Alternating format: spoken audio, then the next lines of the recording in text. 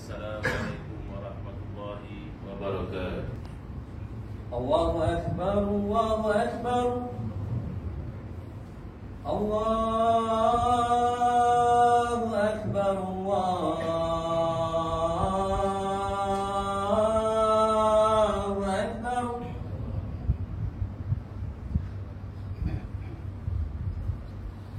Ashhadu an la ilaha illallah.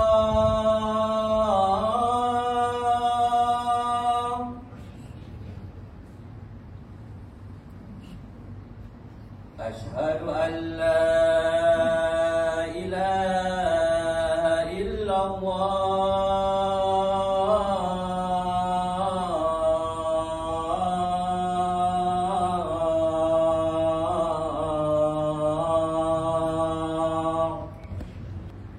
Ashhadu anna Muhammadan Rasulullah.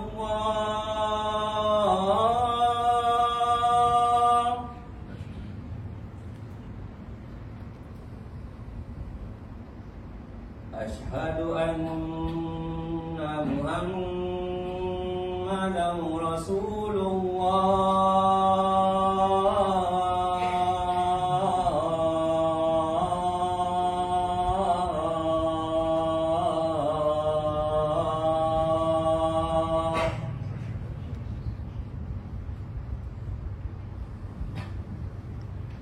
Hayya 'alas salah.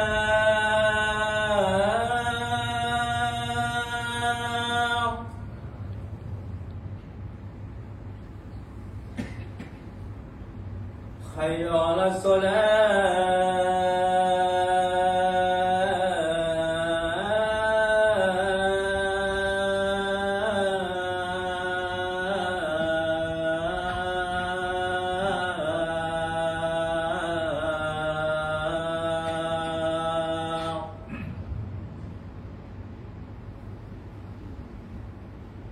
Hayya 'alal falah.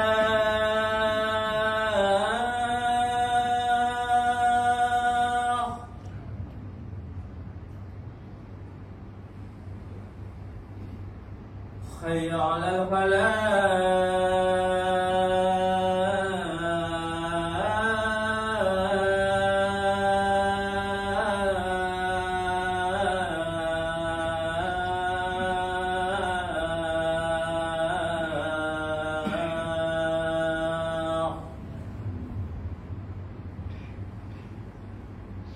Allahu Akbar,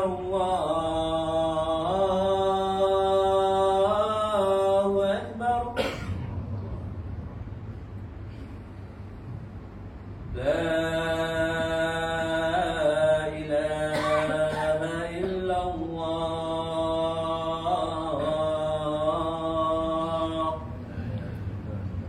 Muslimin rahimakumullah. Saudara-saudara kaum muslimin yang dirahmati Allah, saudara-saudara diminta diam daripada berkata-kata apabila khatib sedang berkhutbah, kerana menurut tujuan hadis Rasulullah sallallahu alaihi wasallam yang telah diriwayatkan oleh Abu Hurairah radhiyallahu anhu bahawa Nabi Muhammad sallallahu alaihi wasallam telah bersabda yang bermaksud, barang siapa yang berkata-kata apabila khatib sedang berkhutbah walaupun menyuruh rakannya diam sekalipun, nescaya lupalah pada solat fardu Jumaat. Oleh itu, diamlah, dengarlah dengan taat. Moga-moga kita mendapat taufik, hidayah serta rahmat Allah. Billahil qail wal waznu yawma idzinil haqq. فمن ثقلت موازينه فأولئك هم المفلحون. أشهد أن لا إله إلا الله وحده لا شريك له وأشهد أن سيدنا محمدا عبده ورسوله. اللهم صل وسلم على سيدنا محمد وعلى آله وأصحابه أجمعين. أما بعد فيا عباد الله اتقوا الله أوصيكم وإياي بتقوى الله فقد فاز المتقون. قال الله تعالى في كتابه العزيز يا أيها الذين آمنوا أطيعوا الله وأطيعوا الرسول وأولي الأمر منكم فإن تنازعتم في شيء فردوه إلى الله والرسول إن كنتم تؤمنون بالله واليوم الآخر ذلك خير وأحسن تأويلا. Surah An-Nisa ayat 59 bermaksud, wahai orang yang beriman, taatlah kamu kepada Allah dan taatlah kamu kepada Rasulullah dan kepada ulil amri, iaitu orang berkuasa daripada kalangan kamu. Kemudian jika kamu berbantah-bantah, iaitu berselisihan dalam sesuatu perkara, maka hendaklah kamu mengembalikannya kepada kitab Allah, iaitu Al-Quran dan As-Sunnah Rasulnya. Jika kamu benar-benar beriman kepada Allah dan hari akhirat, yang demikian adalah lebih baik bagi kamu dan lebih elok pula kesudahannya. Sidang Jumaat yang dirahmati Allah sekalian, marilah kita menghadirkan rasa takwa kepada Allah SWT dengan mentaati dan menjunjung segala perintahnya dan meninggalkan segala larangannya. Moga-moga kehidupan kita akan sentiasa diberkati dan memperoleh syurga Allah yang tidak terhitung akan nikmatnya. Mimbar Jumaat pada hari ini akan menyentuh berkenaan tajuk nikmat syurga yang tiada tandingan. Sidang Jumaat yang dirahmati Allah sekalian, setiap manusia di atas dunia ini pastinya mempunyai nikmat dan cita-cita. Ada yang mahu menjadi orang yang berjaya dalam kerjaya, ada juga yang mahu hidup mewah dan kaya raya. Begitu juga ada yang mahu menjadi terkenal di mata dunia. Kesemua itu adalah keinginan yang mahu dikejar oleh manusia ketika hidup di dunia. Akan tetapi, kehidupan kita di dunia ini hanyalah sebahagian kecil saja daripada keseluruhan. Kehidupan kita di dunia ini perlu ditinggalkan apabila telah sampai waktunya. Ketika itu kita akan tersedar bahawa kehidupan akhirat adalah kehidupan yang lebih berharga. Ia adalah merupakan daerah dan negeri yang akan kita tinggal kekal abadi di dalamnya. Pada waktu itu, barang siapa yang dapat berjalan melalui pintu gerbang syurga, maka dialah orang yang akan berjaya untuk selama-lamanya.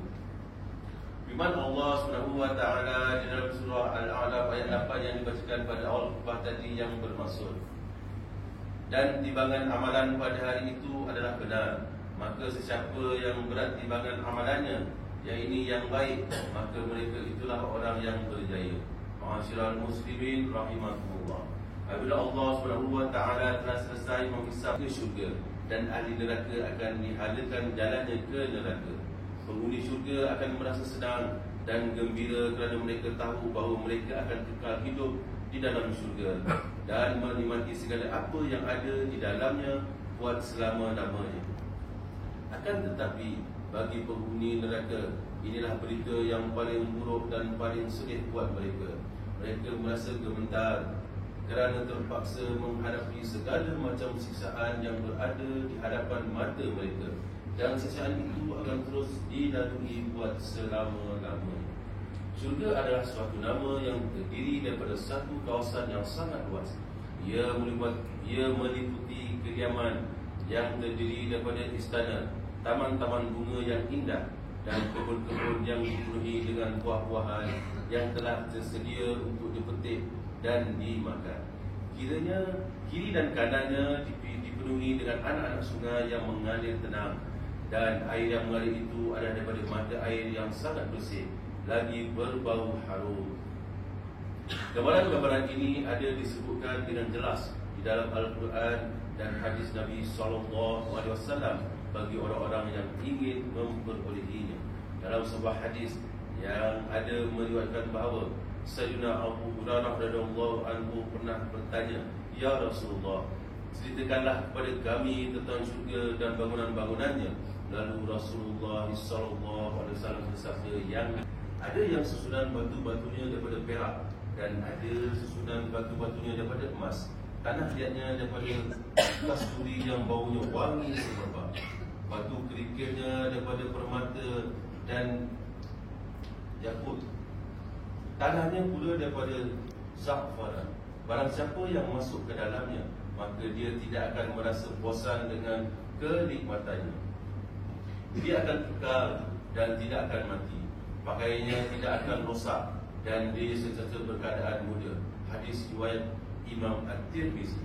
Di dalam hadis ini jelas menunjukkan kepada kita bahawa kehidupan di dalam syurga itu nanti sangat berbeza sama sekali jika dibandingkan dengan kehidupan kita di dunia. Pakaian ahli dunia, rumah ahli syurga berbeza dengan rumah ahli dunia.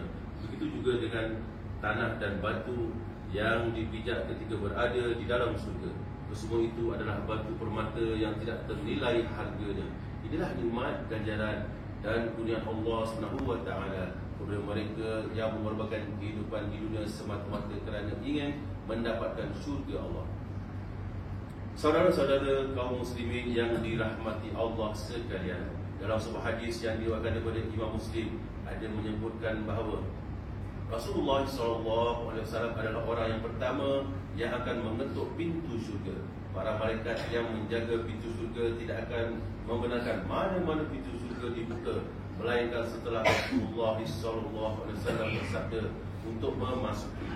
Disebutkan dalam sebuah hadis riwayat Imam At-Tabrani bahawa syurga itu mempunyai 8 pintu dan jarak di antara satu pintu itu ke satu pintu yang lain adalah jarak 70 tahun perjalanan.